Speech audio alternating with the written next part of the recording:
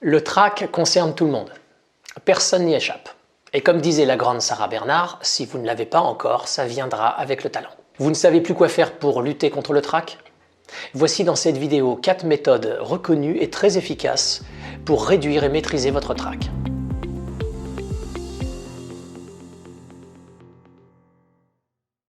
Soyons très clairs, il ne s'agit absolument pas d'éliminer totalement le trac. Il s'agit de le contrôler en faisant ce que certains appellent un trac positif, qui va au contraire vous stimuler et vous mettre dans un état de vigilance et de concentration pour vous permettre d'atteindre une performance supérieure à celle que vous aviez en répétition. Louis Jouvet disait « Le trac est un levier extraordinaire pour le comédien.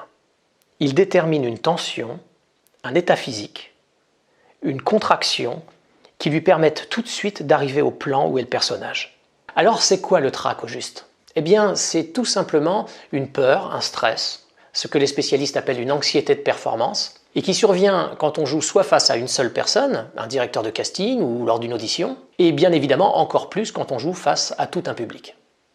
Je suis venu aussi.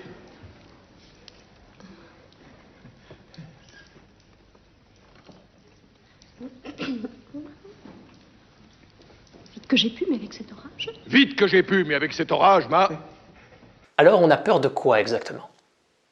On a peur de ce que l'autre ou de ce que les autres vont penser de nous. On a peur d'être évalué, d'être jugé, d'être critiqué. Parce qu'en tant qu'animal social, nous avons tous besoin d'être aimés, d'être appréciés et d'être reconnus. C'est un réflexe primaire qui est très fortement inscrit dans le cerveau et qui est lié à la peur du rejet et de la solitude. Donc avoir peur, avoir le trac est tout à fait normal, c'est tout à fait légitime. Mais alors du coup, vous êtes tellement soucieux de donner une bonne image de vous que vous en engendrez de la peur. Alors voyons comment ça se passe dans l'organisme au moment où le trac apparaît. Comme nous l'avons vu, jouer en public, passer une audition, passer un casting, répondre à un journaliste, ce sont des événements qui sont assez anxiogènes et qui peuvent générer de la peur et des réactions automatiques et inconscientes que vous connaissez. Par exemple, notre rythme cardiaque s'accélère, nos mains se mettent à trembler, les mains sont moites et la bouche est sèche, on a envie d'aller aux toilettes, on a une boule à l'estomac, notre respiration est plus rapide et aussi plus courte, donc on manque d'oxygène et du coup on se met à trembler. Nos pensées sont moins claires, et alors cauchemar pour l'acteur, c'est le trou de mémoire. Quand on a peur, quand on a le trac, le cortex, qui est la partie du cerveau qui gère les pensées rationnelles, est en quelque sorte désactivé. C'est une autre partie du cerveau qu'on appelle le cerveau limbique, le cerveau des émotions, qui prend les commandes. C'est un petit peu comme un sablier. Plus vos émotions sont fortes, ce qui est le cas quand on a beaucoup de trac, et plus c'est difficile pour le cortex, les pensées rationnelles, de se faire entendre. Alors qu'est-ce qu'on va faire? On va ruser en utilisant des outils et des techniques qui vont aller directement au niveau inconscient, faire en sorte que le cortex, donc que les pensées rationnelles, puissent reprendre les commandes. On a frôlé la catastrophe? Je vous rappelle que le trac est une réaction tout à fait normale qui touche tous les acteurs. Et pas que les acteurs d'ailleurs, c'est le cas aussi des sportifs de haut niveau. Le grand tennisman John McEnroe disait ceci: le trac est fondamentalement le même chez un champion et chez un débutant. La différence vient du fait que le premier a appris à mieux le maîtriser que le second. Alors voyons maintenant quelles sont les différentes approches, méthodes et outils qui vont nous permettre de réduire le trac. On va commencer par deux méthodes qui sont issues des fameuses TCC, les thérapies cognitives et comportementales. Premièrement, modifiez vos pensées négatives. Sachez que le trac est le résultat des pensées que vous produisez et des croyances que vous entretenez à propos de vous, à propos de votre metteur en scène, de votre réalisateur, du directeur de casting, du public, etc. L'acteur et metteur en scène Charles Dullin disait « D'une manière générale, l'ennemi numéro 1, c'est la contraction. Elle équivaut à une sorte de demi-paralysie. Chez l'acteur de métier, la contraction vient le plus souvent de la préoccupation qu'il a du public. Que va-t-il penser de lui?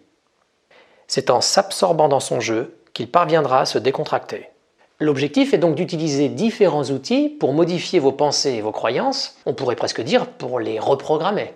Donc très concrètement, ce que vous pouvez faire, c'est que vous pouvez repérer les phrases négatives que vous vous dites dans votre tête juste avant d'entrer en scène, ou avant de passer une audition, un casting, et de les transformer en phrases positives. Alors les pensées négatives n'étant en général que des hypothèses, une autre technique très intéressante va consister à tester la validité de cette hypothèse en se posant la question « est-ce que c'est sûr à 100%? Exemple. Je pense que le public ne va pas aimer mon interprétation et la mise en scène. Est-ce que vous êtes sûr à 100%? Bien sûr que non. Et le fait de constater objectivement que vos pensées sont fausses, qu'elles ne sont pas sûres à 100%, va commencer sérieusement à vous apaiser. Deuxième approche, modifier vos comportements. L'objectif de l'approche comportementale est également de modifier les comportements qui génèrent et entretiennent le trac. Voici 2 techniques très intéressantes. La première consiste à prendre conscience des comportements qui vous stressent, donc à les repérer et à les modifier. Par exemple, quand vous jouez au théâtre, plutôt que de préparer vos accessoires juste avant d'entrer en scène, faites-le la veille au soir après avoir joué, juste avant de sortir du théâtre. Vous dormirez beaucoup plus tranquille. La deuxième technique consiste à contrer le trac en créant ce qu'on appelle une habituation progressive. Par exemple, si vous êtes élève de cours de théâtre, essayez de passer le plus souvent possible devant les autres. L'enjeu est beaucoup moins fort que devant un vrai public. Et c'est comme ça, en vous habituant à passer sous le regard des autres, que vous allez créer une habituation progressive et cela va vous permettre de réduire le trac. Le trac, la peur, génère ce que les psychologues appellent des situations d'évitement. Le fait d'y aller étape par étape, petit à petit, est le meilleur moyen pour lutter contre cette attitude d'évitement qu'on a dans certaines situations. Donc, plus vous jouerez fréquemment sous le regard des autres, devant un public, plus vous vous habituerez à ce regard et plus vous arriverez à maîtriser votre trac. Troisièmement, adoptez une bonne respiration. Alors, il existe des centaines de techniques de respiration qui sont issues du yoga, de la méditation, du tai chi, du qigong, de la sophrologie, etc. Quand le trac est déjà là, adopter une bonne respiration, ça doit être le premier réflexe que vous devez avoir parce que bien respirer, c'est ce qu'il y a en fait de plus simple, de plus efficace et de plus rapide. Qu'est-ce que ça veut dire justement bien respirer? Il existe 2 grands principes pour bien respirer. Premièrement, ne respirez pas avec la partie haute du corps, c'est-à-dire la partie thoracique. Ça va vous amener sinon un souffle court. Et ça va accentuer l'anxiété. Ça ne va pas du tout vous apaiser. En général, quand on respire avec la partie uniquement thoracique, en haut, on a les épaules qui se montent. Donc c'est un bon moyen de repérer qu'on a une mauvaise respiration. On a les épaules qui se montent. Il faut au contraire respirer avec la partie basse, c'est-à-dire avec le ventre. Respiration ventrale ou abdominale, vous l'appelez comme vous voulez. Et quand on respire uniquement avec le ventre, quand on fait descendre l'air jusqu'en bas, à ce moment-là, la partie haute ne bouge quasiment pas. Vous pouvez avoir une respiration très profonde, très ample, sans que le haut bouge du tout. Voilà, alors je vous invite après cette vidéo à vous entraîner, vous pouvez le faire debout ou allongé, c'est ce qui est le plus facile, mais vous pouvez aussi vous entraîner en étant assis.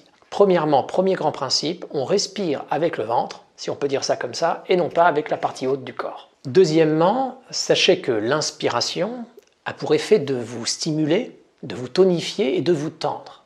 Ce n'est pas du tout l'objectif qu'on recherche, puisque nous, au contraire, on veut se détendre. On ne va donc pas agir tant sur l'inspiration que sur l'expiration, qui est lié à ce qu'on appelle le système parasympathique, dans le système nerveux autonome, et c'est l'expiration qui va nous servir pour calmer l'organisme. On peut comparer l'inspiration à l'accélérateur d'une voiture et l'expiration au frein d'une voiture. Comme on a trop accéléré, qu'on a du trac, qu'on est tendu, qu'on est stressé, on va du coup appuyer sur le frein. Donc on va plutôt agir sur l'expiration.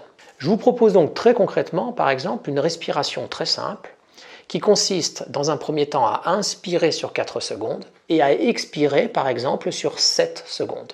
On agit donc beaucoup plus sur le frein que sur l'accélérateur. Essayez pendant 1 minute après cette vidéo. Quatrièmement, abordons maintenant ce qu'on appelle la cohérence cardiaque.